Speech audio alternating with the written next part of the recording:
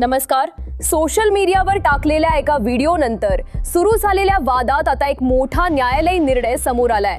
बदलापूर प्रकरणातील आरोपी मृणाल जाधव हिला न्यायालयाने जामीन देण्यास नकार दिलाय. त्यामुळे सध्या तरी तिला तुरुंगातच राहावे लागणार आहे. या प्रकरणाची पुढील सुनावणी आता 23 मार्च रोजी होणार आहे.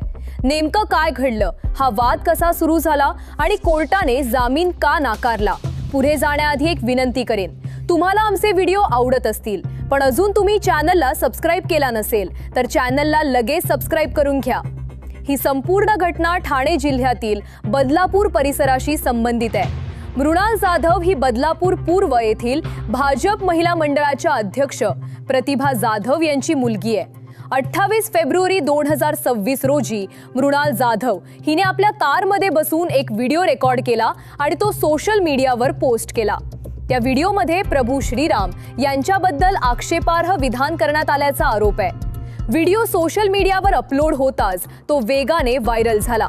काही तासातच हजारो लोकांनी तो पाहिला आणि त्यावर तीव्र प्रतिक्रिया व्यक्त केल्या. अनेक नागरिकांनी आणि काही संघटनांनी या व्हिडिओबद्दल आक्षेप घेतला.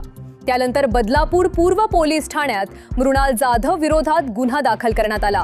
मिळालेल्या माहितीनुसार मृणाल जाधव ही पोलंडमध्ये शिक्षण घेत असल्याचे सांगितले जाते. मात्र ती भारतात परत आल्यानंतर पोलिसांनी तिला ताब्यात घेतले आणि पुढील चौकशी सुरू केली. या प्रकरणामुळे बदलापूर आणि आसपासच्या परिसरात मोठी चर्चा सुरू झाली. यानंतर या प्रकरणाची सुनावणी अंबरनाथ येथील चिखलोली न्यायालयात झाली. आरोपीच्या वकिलांनी जामिनासाठी अर्ज केला होता, मात्र न्यायालयाने हा अर्ज फेटाळला.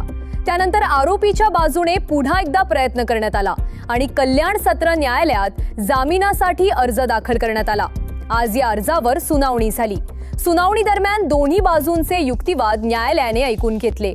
आरोपीच्या वकिलांनी जामीन देण्याची मागणी केली, मात्र न्यायालयाने हा अर्जही फेटाळून लावला. कोर्टाने निरीक्षण नोंदवताना म्हटले की या प्रकरणात धार्मिक भावना दुखावल्याचा आरोप गंभीर आहे. त्यामुळे सध्या तरी आरोपीला जामीन देणं योग्य ठरणार नाही.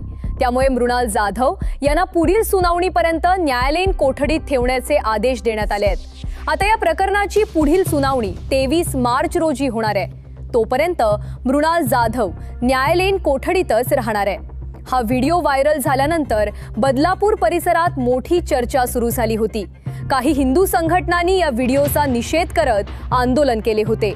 सोशल मीडियावरही या प्रकरणाबद्दल मोठ्या प्रमाणावर प्रतिक्रिया उमटताना दिसल्या. सध्या या प्रकरणाचा तपास बदलापूर पूर्व पोलिसांकडून सुरू आहे. पोलिसांकडून व्हिडिओची तपासणी, त्याची पार्श्वभूमी आणि इतर तांत्रिक बाबींचा तपास केला जात आहे. तपासातून आणखी काही माहिती समोर येण्याची शक्यता आहे. मात्र अनेक बाबींविषयी अधिकृत माहिती अद्याप स्पष्ट झालेली नाही. अशाच महत्त्वाच्या बातम्या सोप्या आणि स्पष्ट मराठीत पाहण्यासाठी व्हिडिओला लाईक करा आणि चॅनलला सबस्क्राइब करायला विसरू नका. धन्यवाद.